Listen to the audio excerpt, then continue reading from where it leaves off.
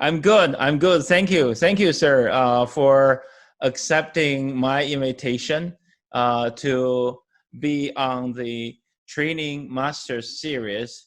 And we all know that you are the inventor of ADDIE model. Of course, we're going to talk about that. And first of all, on behalf of all the learning development viewers here in China and in other developing countries, our hats off to you. Thank you for your contribution to this field.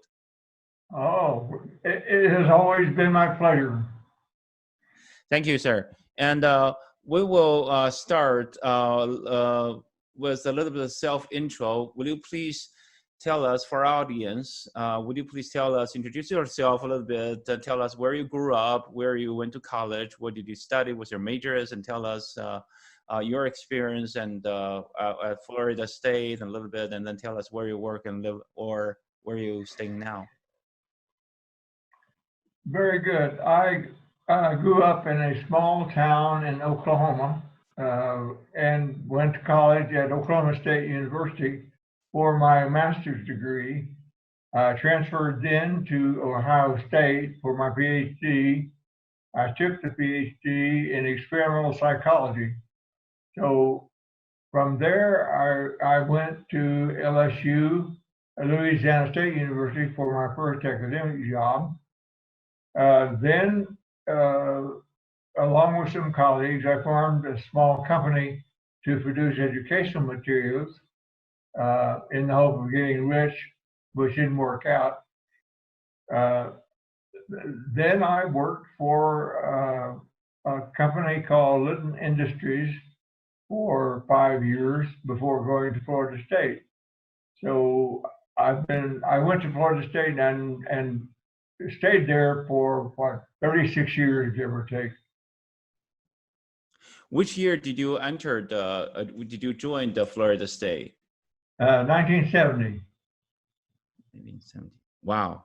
And stay there until your retirement from FSU.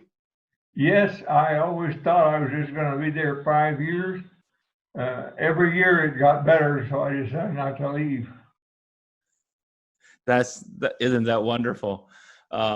Sometimes that we wish everyone has that luck, that the workplace is becoming better and better and better. So I never hated to go to work. It was so satisfying, both intellectually and personally, that I was just never going to leave. You bet. You also had such a great research and academia environment there. You had great colleagues like Bob Ganet, like Roger Kaufman, John Keller, Bob Reiser, some of them, just name a few of them. And a great team there, of course, is one of the epic centers of instructional system design in the United States and globally.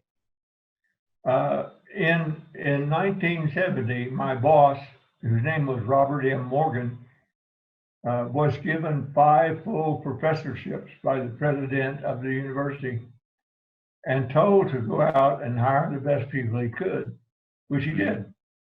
And so he hired Gagne, Leslie Briggs, ultimately Kaufman. John Keller was in another department, but he was there as well. So yes, it was quite an exciting time and place. And it remains today. Well, one of my friends, she has gone through the whole 9 years to study ISD to her master's degree and came back to China and worked. And then she decided to pursue her PhD degree in instructional system design. And guess where she went? FSU. Well, we had a lot of foreign students in the program, mostly from Korea. My boss, his name was Robert Morgan, redesigned the educational system in Korea starting in 1970, and it took 7 years, but he did that. But we had a large number of Korean graduate students based on that work he did there. Great. in the you arrived in at Florida State in 1970, but in 78, the Center of Education Technology of Florida, FSU, worked with a branch of U.S. Army to develop a model which evolved into the inter-service procedures for instructional system design, which ensured Ipisd, intended for the Army, Navy, and Air Force and Marine Corps. But the 5 top levels here are analyze, design, develop, implement, and control. So that is a famous ADD, the original form of ADDIE, but it was ADDIC. So it was not ADDIE at the very first place. So can you please tell us a little bit behind that, story behind that? Well, I was sitting at my desk one day, and a young captain from the Army came in and wanted to know if we could help them with some of their training problems, and I agreed to do that. And so we started out. Well, the first thing that he did was he handed me a regulation that the Army had written called the Systems Engineering of Training. And I looked it over and I thought, my goodness, they are well into the problem. And I said, well, what's the problem with this? This is as good as I could do. And he said, well, it tells you that we are supposed to use systems engineering for training, but it doesn't tell us how.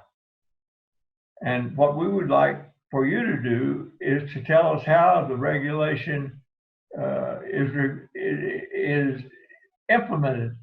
It says this is a top level systems engineering design called systems engineering of training.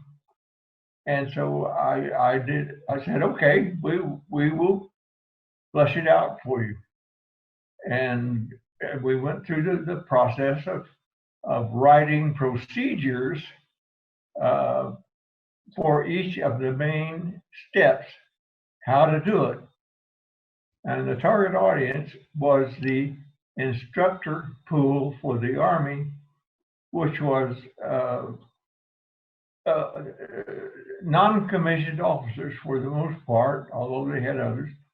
But the idea was that these people would be rotated into a training job for 2 or 3 years, and they would have to be trained in how to do the procedures required by the regulation.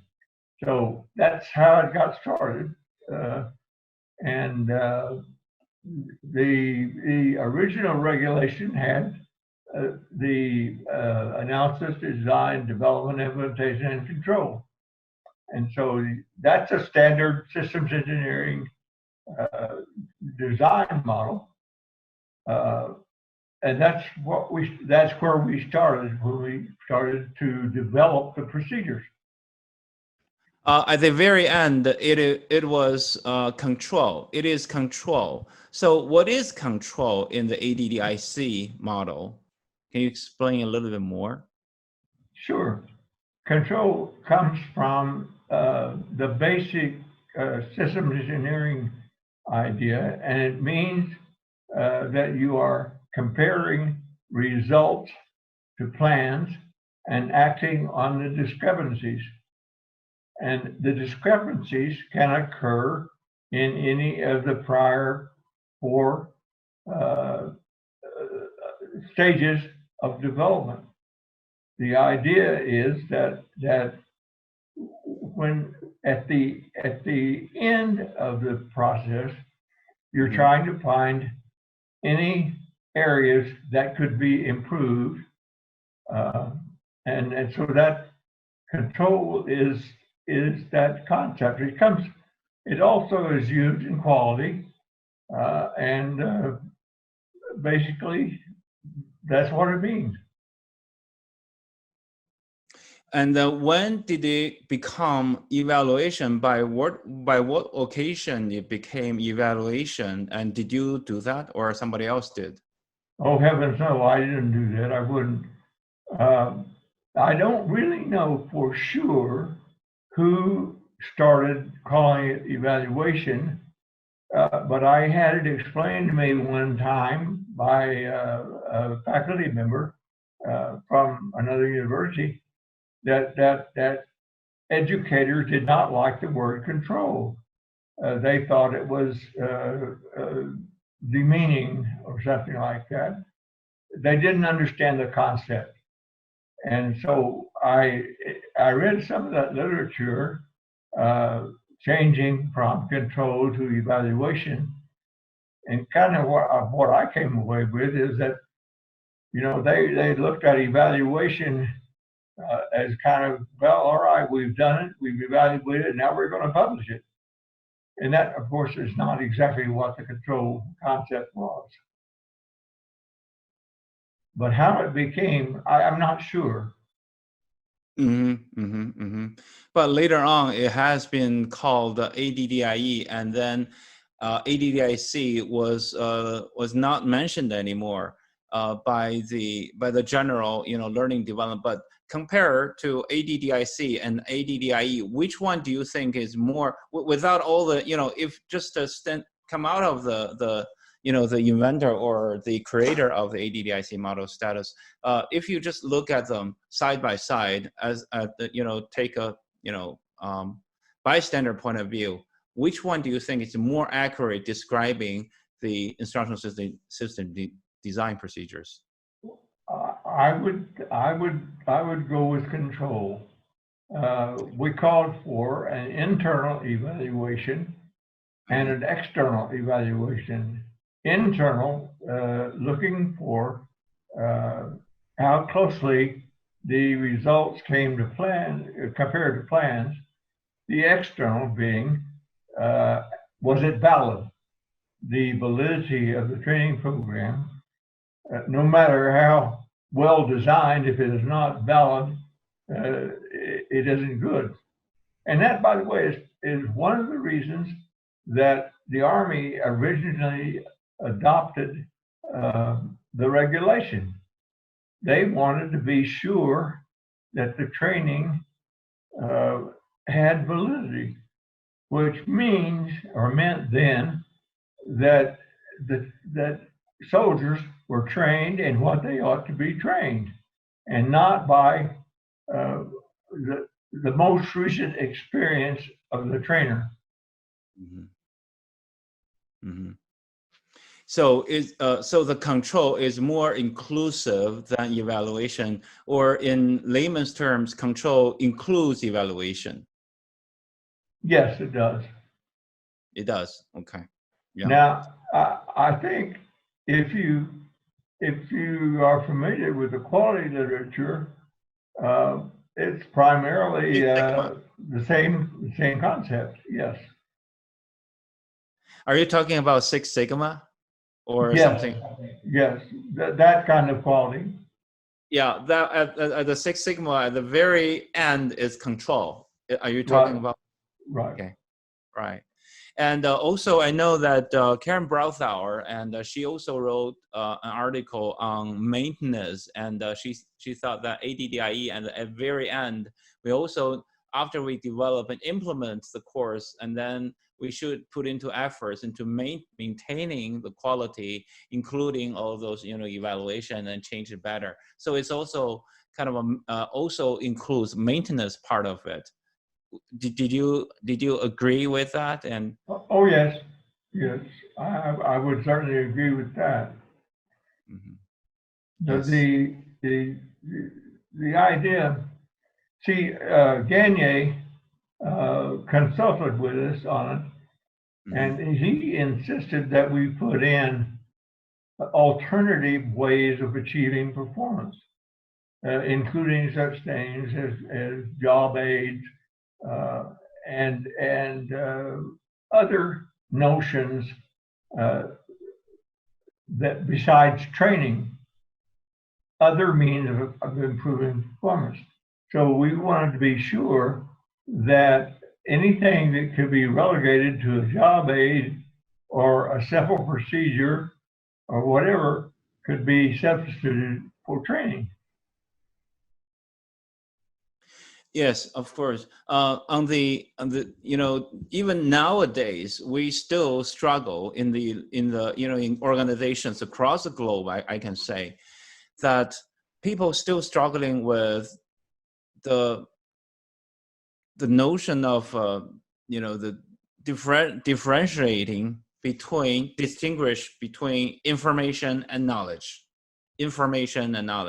Of course, ADDIE and ADDIC, we design the courses, we design high quality courses, but those courses, the content, those should be knowledge instead of information. And information, we process them with job aids, we leave them for job aids, but for the content, we call them knowledge. So in your view, in ADDIE, do we also produce information like enablers like job aids? Oh yes. You don't, even though the model was produced for the training and doctrine command, we did not assume that training was the best way to achieve performance. So we always question the idea ahead of time. Should this be training, or should it be job aids or other kind of helps to achieve the performance that we were after? One of the things that the Army did, which I thought was quite good, they produced some carry-along that were called SMART books, S-M-A-R-T, SMART books. And these were given to every soldier entering the military. And, and those little books, which fit in the vest pocket, contained the major tasks and a procedure for the major tasks that soldier would be required to do. So it was a variety of methods of achieving performance. Absolutely. And later on, that when I was working in the U.S., I sort of self-invented, but actually it's the same that other people have done that many decades ago, as you described, that we produced a little kind of credit card size, like little cards, and with a flow chart and then a key information into it. Because at that time, there's no smartphones, to carry around. So laminated the small card size, credit card size, and put into the wallet, so they can, a women's purse or lady workers' purse, and for them to carry on, we call them those job aids. Of course, absolutely everything is pinpoint to performance, and ADDIE is. I must say that the day when I studied instructional system design in the U.S., we used a textbook. We used Dick and Carey and Smith and Reagan as our textbooks, and later on when I come to and then later on we were also taught ADDIE model, and ever since the ADDIE has been imprinted in my brain, so I got it as a mental model already. And ADDIE is such a model that it gone through a lot. I give you one example, and I hope you can comment on that, and the attack on ISD. That was in 2000, April 2000. The training magazine of America, the American Training Magazine, the cover issue, the title was "Attack on ISD," and there was a debate on ISD, and some will say, "Oh, ISD, the process too clumsy and too linear, too we put on so much effort on managing the manager's expectations and even on organizational politics. On the other side is Addie is very streamlined, really saves a lot of cost and very efficient. So reflecting that article, that debate 20 years ago, which one do you support? What's your take on that? Well, I remember reading a lot of criticism that the ISD model was linear. Now, you've got to understand that everything is linear with regards to time. So, you start a project and you end a project, and between those two, time passes. The same thing is true with ISD.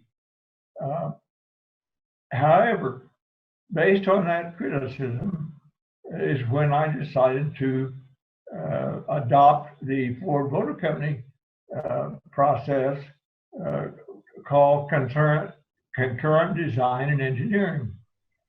Now, I sent you that paper, but the whole point of that is in the literature. They describe how they use this process of concurrent design to develop a motor car called a Taurus, and they did it in much shorter time and much less cost than their regular design procedure. So I thought that would be good to apply to the training world. So that's why I wrote the concurrent design paper. Can you talk, so the Ford company used that to produce the car Taurus? Yes. Well, I never know that. It was very good system engineering. I mean, I couldn't believe, well, I mean, they get paid very well and they've been at it a long time. But I was first introduced to systems engineering in graduate school at Ohio State by a man called Paul Fitz. And Fitz was working on protocols for the air traffic control system using a general systems model. So I always thought, well, by golly, we could apply that to education and training. We're just talking about the attack on ISD, right? Yes. And here you go. This is the magazine that I kept. Mm-hmm. This is a magazine that I kept 20 years ago. This is the actual issue, and I moved 10 times between the United States and China, and I never lost this magazine. That's great. I could never put my hands on stuff that I want to. Anyway, so that was a big debate in back in the 20 years ago, and I would say that, well, just give you a little bit of background, Bob, that I have been coming back to China for 15 years after staying in the United States for 10 years and studying all the instructional design, and my last job was overseeing IBM China's training. And I had a team of 35 people just designing courses, designing courses for big corporations globally, global companies in Europe and from America, like Walmart, like American, like Novartis. And we also, and I also use ADDIE model and also teach it. I taught it for ATD and now, and I teach it for ISPI certification. So ADDIE has been such a classic model. I call it classic because it appears on almost on every literature, and also is almost equivalent to ISD. And when we come to the literature ISD, and then the author always mentioned, even add a slash ISD/ADDIE. And is that a good way to describe ADDIE to position it like to position it like that way. Can you comment on that? My question is really on what's the relationship of ISD and ADDIE. I want to hear it from you. Well, I think the ISD, instructional systems development, to me, means any way that you can get performance.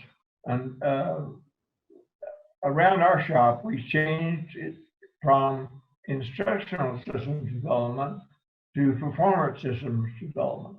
And we were looking for, so often the assumption in the beginning is the solution is training. And if you start out that way, you know, you're limiting yourself to the alternatives, which I never did like to do. One thing I would like to say, though, as a means of getting credit to other people, when we finished the draft of the ISD model for the Army, a young captain whose name was Wes Roberts, you may have heard of him. He had some ways through the bureaucracy to get the thing printed, and that was a very bold step on his part.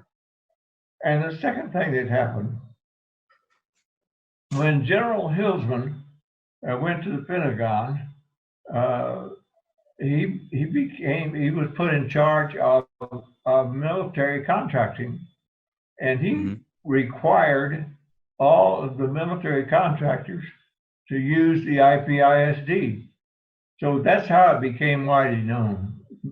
Hilsman did it, and without his insistence in all the contracts that the Defense Department put out, without his insistence that they do that, I think that it would have died. Mm-hmm. So at the very beginning, the top leadership from the armed forces really attached great importance of this procedure. I guess his reason for doing that was because it was really creating value. Yes, that's right. And he was a very smart guy, and he saw the value of doing it that way and of specifying it in the contracts.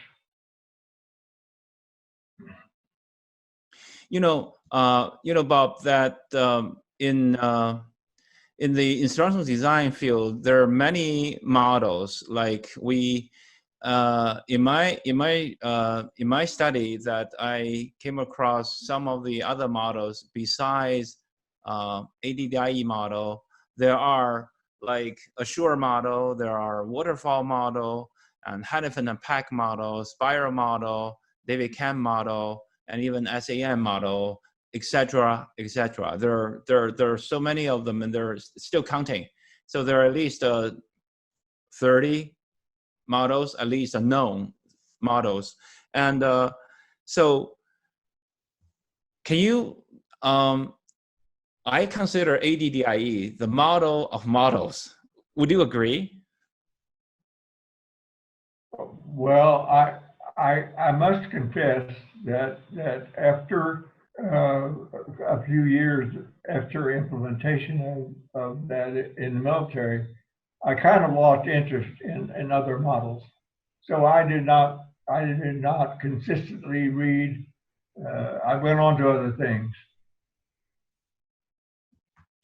Yeah, and but for these years that we always consider that instructional system design almost as one of the most important or one of the most representative of the instructional system design, system engineering concept, and we use it as the most representative model for ISD. Is that fair?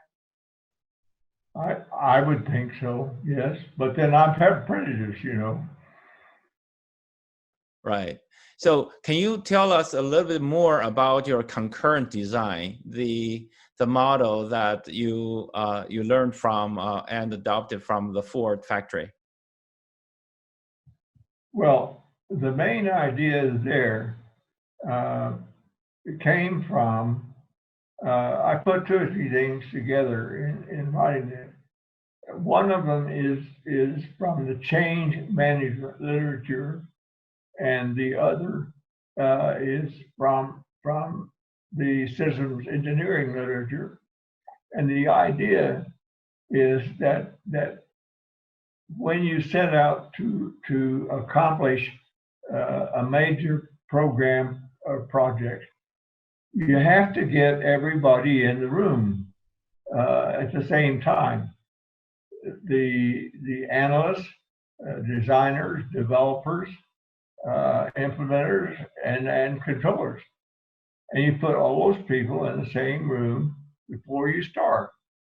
And then using one of Roger Kaufman's processes of defining the outcome gap that you're trying to close, the idea then is you spend a lot of time doing the front end analysis and trying to figure out, you know, what the problem really is. And then that occurs in the analyze function, but it also involves all the other people, because you don't want to decide that the problem is something that can't be built for whatever reason, cost constraints or whatever. So it's a matter of cascading the issue, excuse me, till you can somehow optimize to define the gap, to decide the gap between what we're doing now and what we ought to be doing. And once that's done clearly and rationally, then you go ahead with the work. But everybody that's involved has an input.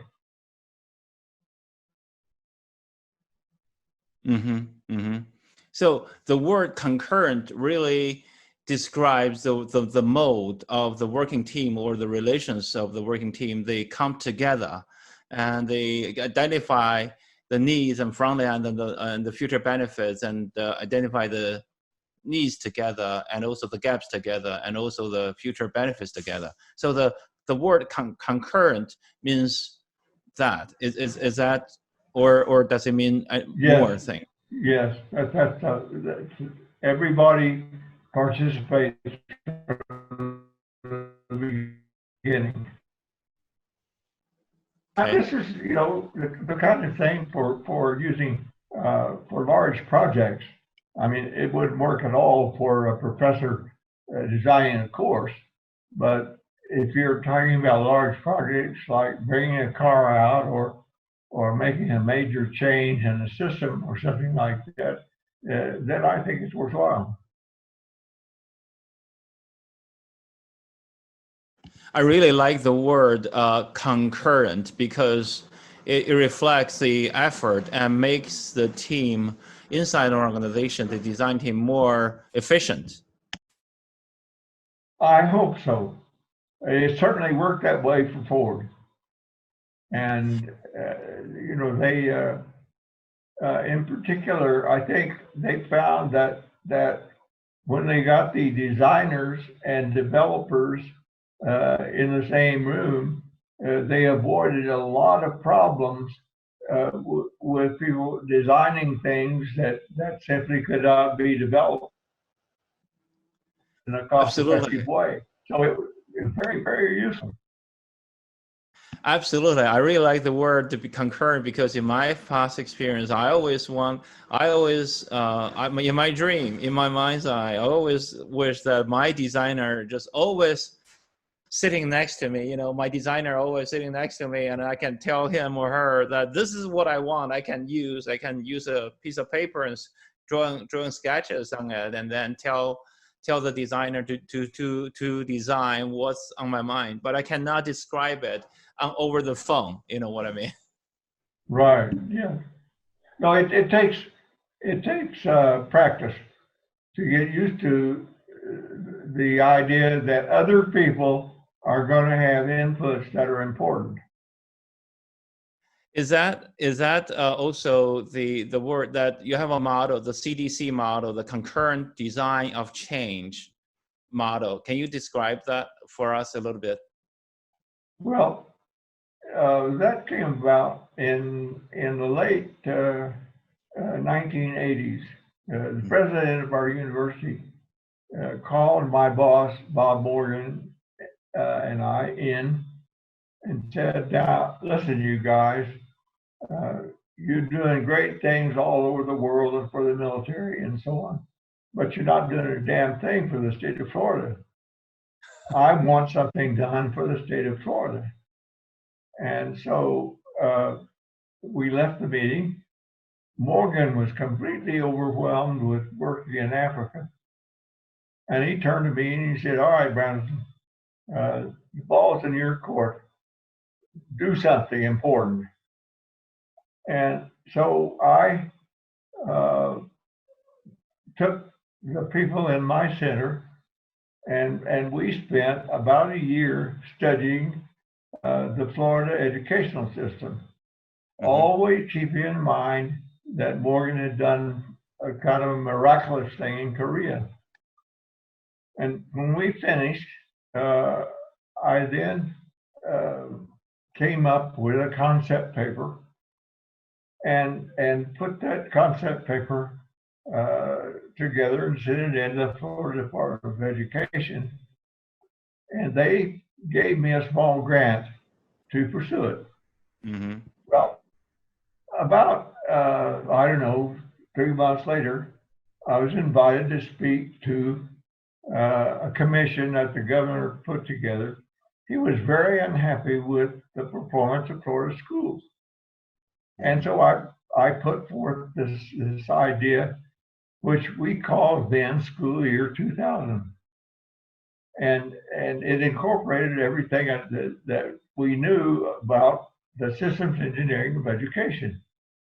Mm-hmm. So after I got through with my talk to this commission, an old senator came up to me and said, Dr. Branson, how much all that's going to cost? Mm-hmm. And I said, if you can't think in terms of $100 million to do the R&D, don't spend a nickel. And surprisingly, he said, well, $100 million don't scare me. I spend that much every day. And what he meant was that he spent about $70 million every day on the educational system in Florida. So he started this program, which we call School Year 2000, and he funded it for 6 years.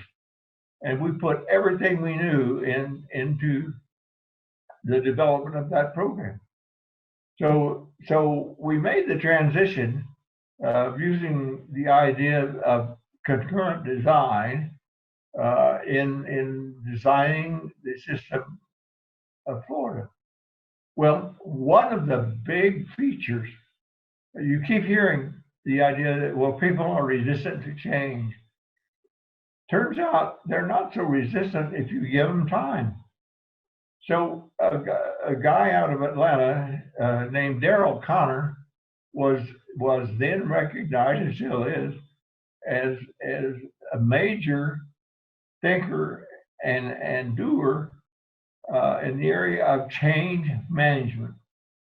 Mm-hmm. And the idea of change management, I can say it in a nutshell. If you're going to change an organization, you better damn well get all the people who are going to be effective in the room at the same time, or else you're going to face resistance. So that's where the concurrent design and change management comes into it. Wow. I really recommend looking at Darrell Connor because he's done a lot of things in industry and so on. Now, See, another guy mhm. is Elliot Rogers calls it the diffusion of innovation. And if you're trying to make a major change in society, excuse me, then it's absolutely essential that everybody who is affected by that change gets to make input.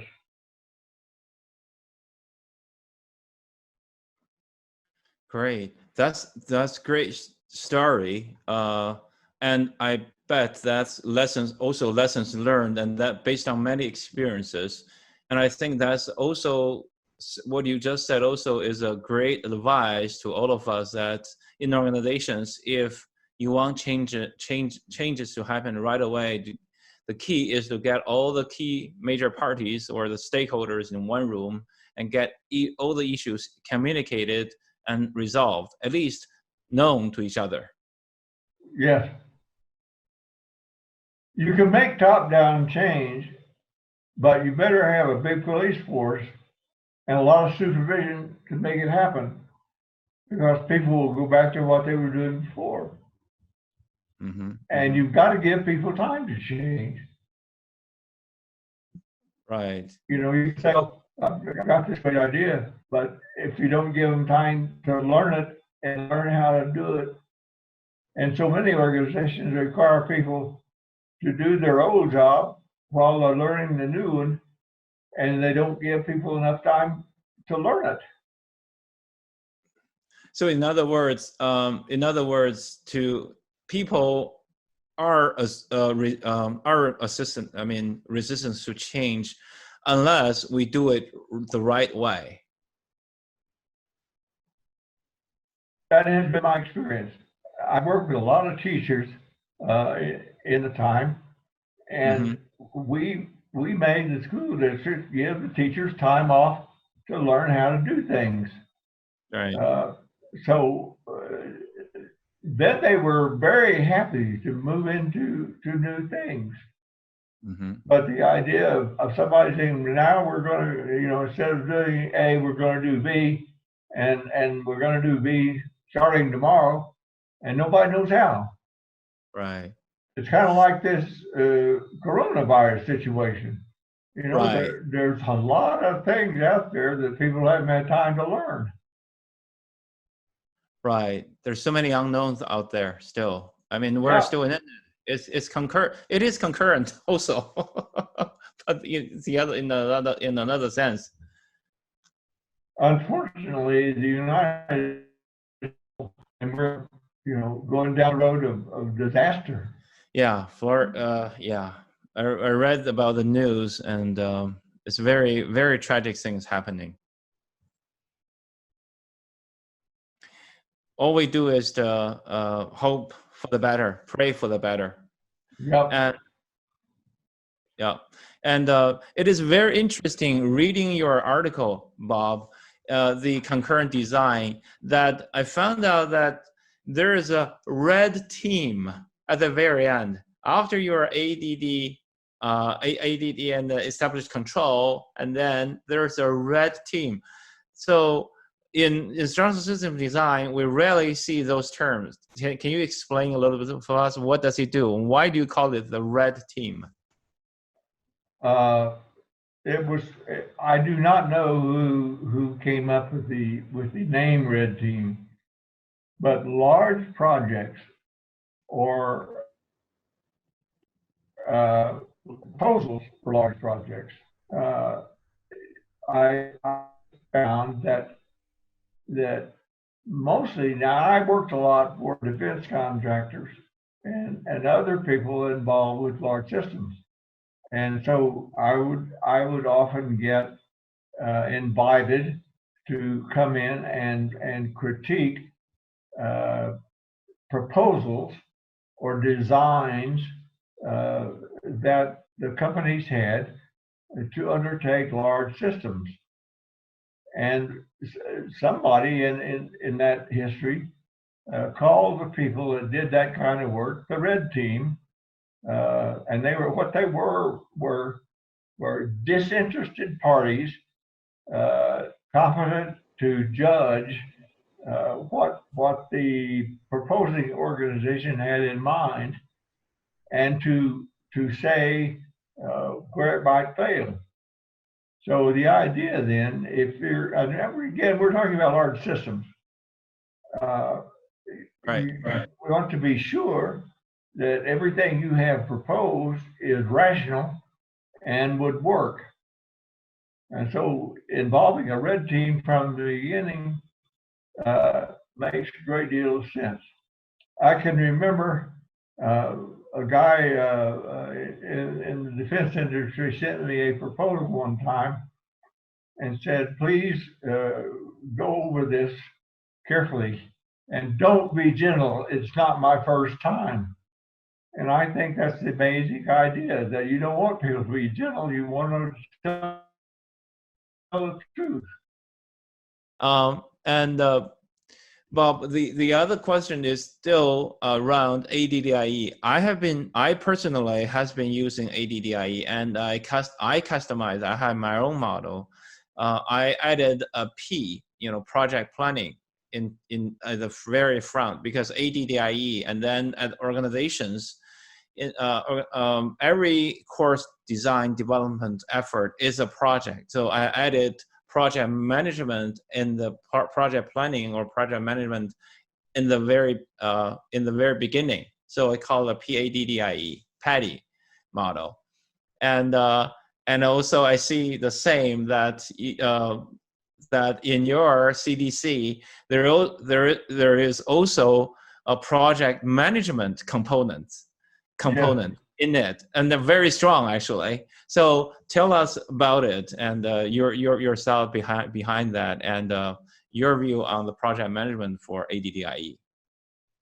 Well, again, we're talking about large-scale programs. What I tried to do there was identify the relative effort in terms of person hours required in each of the phases identified, and over time those change. At the beginning, of course, the first phase, the analysis phase, is going to require the relatively large portion of time. Then, as you pass it on to the design phase, then it's going to require the biggest proportion of time. And then you go into development, and man, the costs go up considerably there.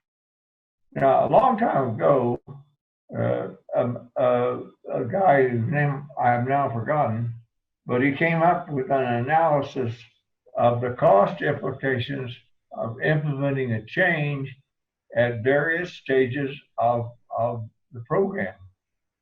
And if you make an error in the analysis phase, it costs, relatively speaking, a 1.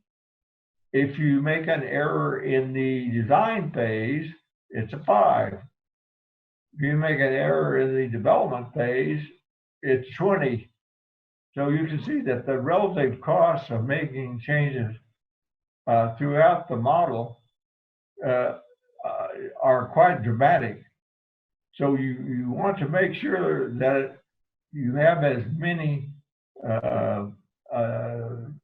changes required in the front end as opposed to the back end. I always consider that in the ADDIE phases, analysis always consume the most part of ADDIE process. Would you agree? I think that's probably right. If you're going to produce materials or something like that, of course, that's a very high cost situation. But establishing validity is by you know, you can have bad instruction teaching the right thing, and you're much better off than having good instruction teaching the wrong thing. It happens both. It happens Yeah, both. that's true. Yeah, yeah. And now I personally have used the ADDIE approach to design very good quality courses.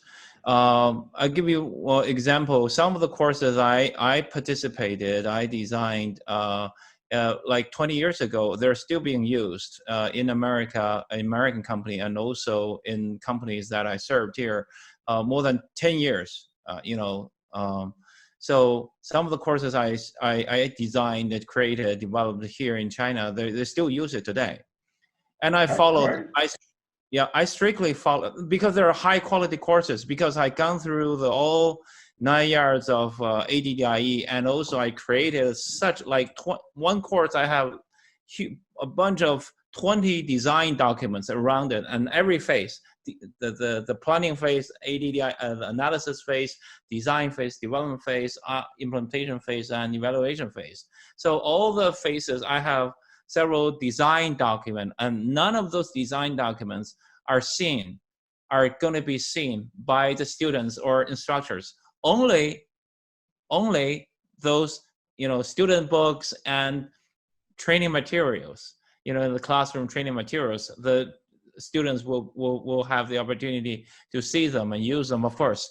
But all the other design documents, they're all kind of behind. And I always use an analogy, like instructional designers are like architects. We design the building, we draw all the blueprints and everything. But when you sell this building, they don't, you know, when we buy houses, we just go in there and see, oh, we see the layout, we see the decoration, we see all the materials, but we never see the structures of the blueprints. In other words, we meet the salespeople, the house agents, but we never meet the architect of the house. So we are behind the curtain. So instructional designers are always kind of on the back of the factory. And that requires more knowledge and systematic training in not only in theory, but also in tools. And but nowadays, with the development of technology, the advancement of technology created more delivery methods and never existed before. Like today, you and I were using Zoom, and Zoom didn't exist a few years ago. And now course delivery becomes much easier. They're using smartphones, even VR, virtual reality, or AR, augmented reality, all of that. So my question to you is, with the advance of technology, will the instructional system design theory, or ADDIE, the classical model, still function in the age of technology? Well, now, number one is that whatever comes out the end of the process has to be fit for its intended use. So that's the number one issue in quality, making sure that what we do is the outcomes are what we intended to achieve, and what we intended to achieve is fit for the problem we were trying to solve. So however we get there is not so important as the fact that we got there and did it right. And your idea of the architect is quite good. I think I like to think of myself in that way sometimes.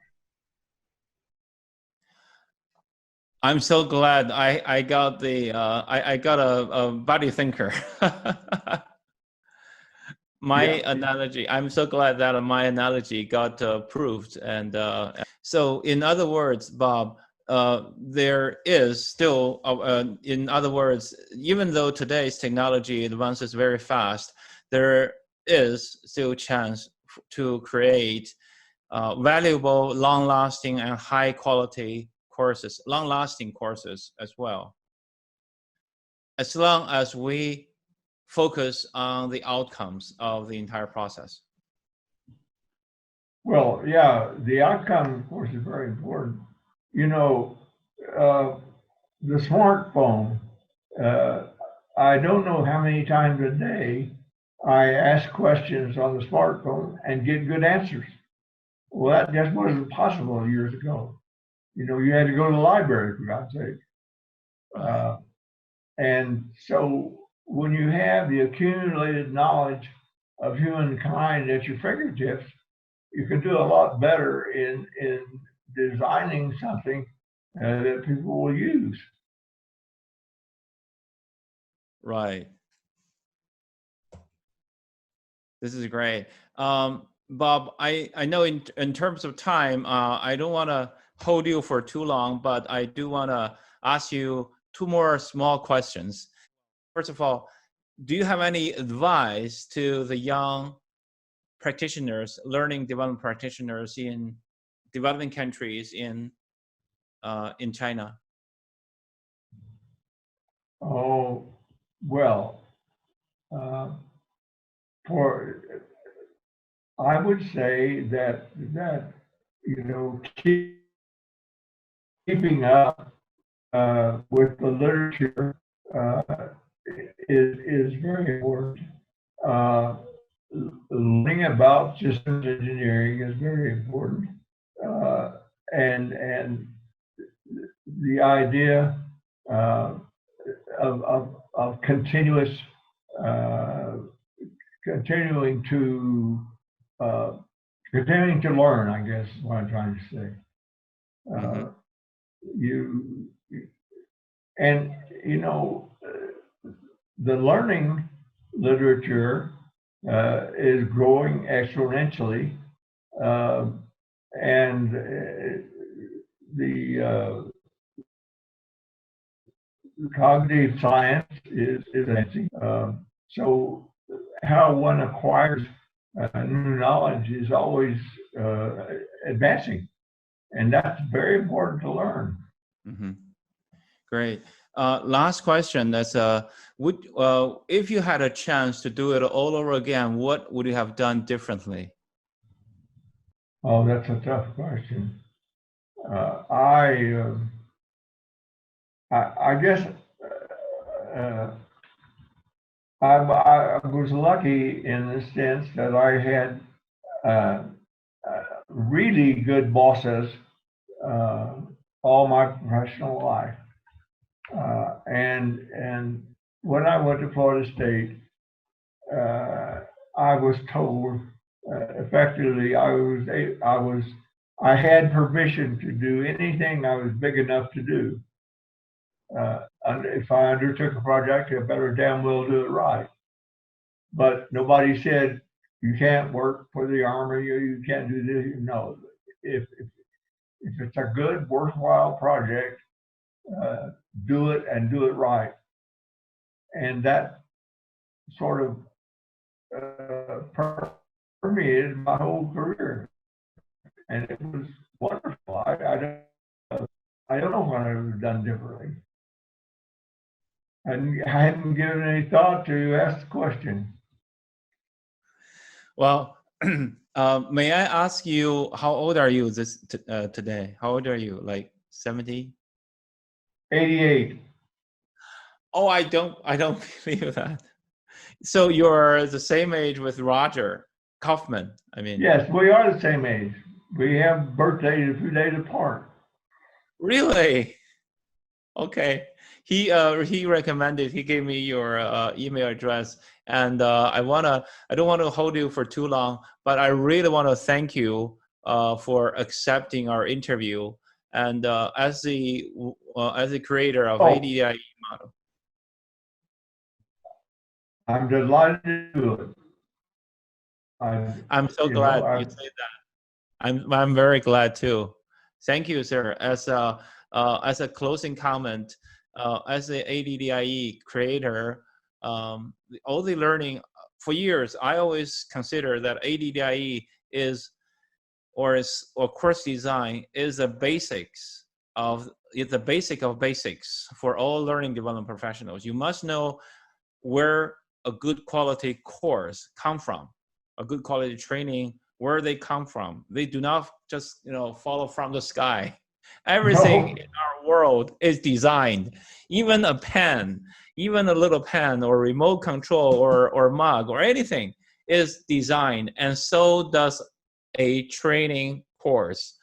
And not a lot of business leaders or organizational leaders, they realize that. They just thought, oh, just easy, and then I can create some PPTs and then I just go and teach. That's not good. As you said, maybe the instructor is good, but they're training bad material, or even bad instructor training good material. I mean, it never become concurrent. The good instructor and teach the good thing. It's rarely happen, and that's not good. But ADDIE and instructional design really solve that, guarantee that the money spent on capability development and capability management are worthwhile. So you want to get your money's worth. So thank you for inventing ADDIE. Thank you so much. You're most welcome. Do you have any other closing comments to our young audiences? Oh no, I've been retired now since about '96, so I'm kind of I'm pretty good at the old stuff and the history, but in terms of the modern ideas, I've not kept up with the literature that well. Great, thank you. We wish you well, and especially during the pandemic, stay safe. As the good old Garrison Keillor said, well, be well, do good work, and stay in touch. All right, you too. Thank you, sir. Thank you. Bye-bye. Bye-bye. Bye-bye. Bye-bye. Thank you.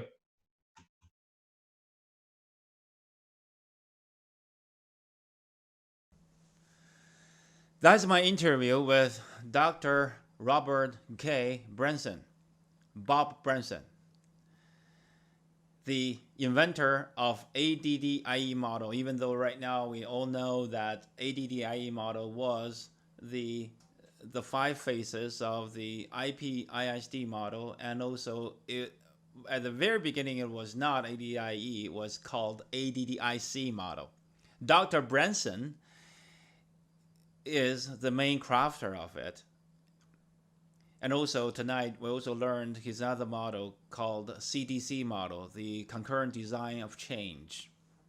Well, on behalf of all of the learning and development professionals throughout the world, in every country, for over the past 50 years, the past half century, I want to say, Dr.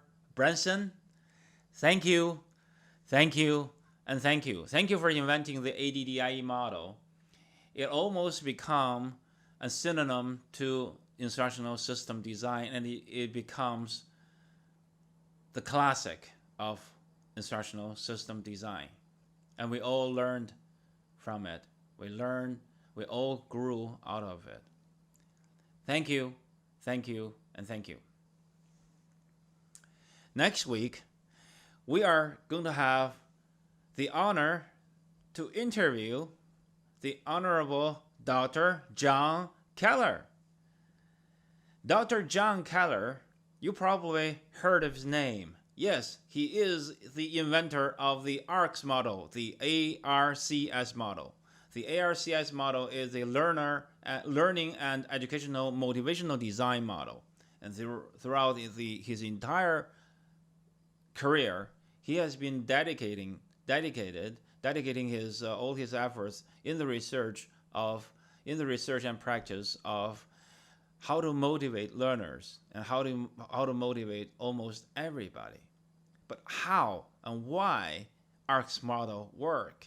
How does it motivate learners? And why it is not only a learning motivational model, but it is also a general motivational model. Next week, let's invite Dr. John Keller to decode for us. So until next Wednesday, stay tuned, be well, do good work, and stay in touch. Thank you and good night.